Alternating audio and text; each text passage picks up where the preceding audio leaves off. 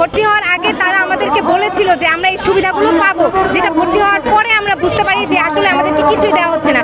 এভাবে 6টা বছর ধরে তারা এইরকমই চালিয়ে যাচ্ছে। বাংলাদেশ তাঁত বোর্ড আমাদেরকে বলেছিল একটা শিক্ষা প্রতিষ্ঠান আছে যেটা নরসিংদী টেক্সটাইল ইঞ্জিনিয়ারিং কলেজ, সরকারি প্রতিষ্ঠান বলে আমাদেরকে ভর্তি করিয়ে আমরা দেখতে পাচ্ছি এখানে মোটা অঙ্কের সেমিস্টার ফি নিচ্ছে।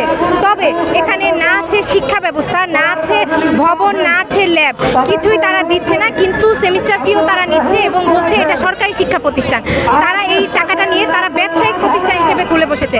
তাই আমরা আর এই তাঁত বোর্ডের অধীনে থাকতে চাচ্ছি না।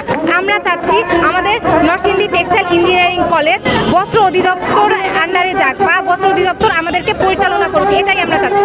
ভর্তি হওয়ার আগে তারা আমাদেরকে বলেছিল যে আমরা এই সুবিধাগুলো পাবো, যেটা ভর্তি হওয়ার পরে আমরা বুঝতে পারি যে আসলে আমাদেরকে কিছুই দেওয়া হচ্ছে না। এভাবে 6টা বছর ধরে তারা এইরকমই চালিয়ে যাচ্ছে যে আজকে না কালকে 1 বছর 2 বছর সময় হবে প্রসেসিং, এগুলোই বলছে, বাট তারা সেভাবে কিছুই করছে না।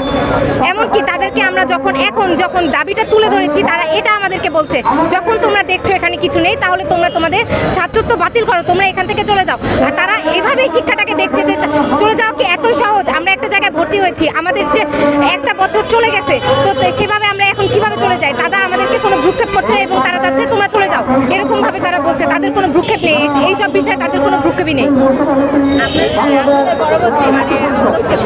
আমরা যেহেতু গত 3 মাস 20 দিন যাবত এই রাস্তায় আছি, মানে আমাদের বিভিন্ন ভাইরা সহপাঠীরা এই কর্মসূচির জন্য অনেক সমস্যার সম্মুখীন হচ্ছে। তাই আমাদের এই দাবিটা না মানা পর্যন্ত আমাদের যা করতে হয় করব, আমরা সব কিছু করতে প্রস্তুত আছি।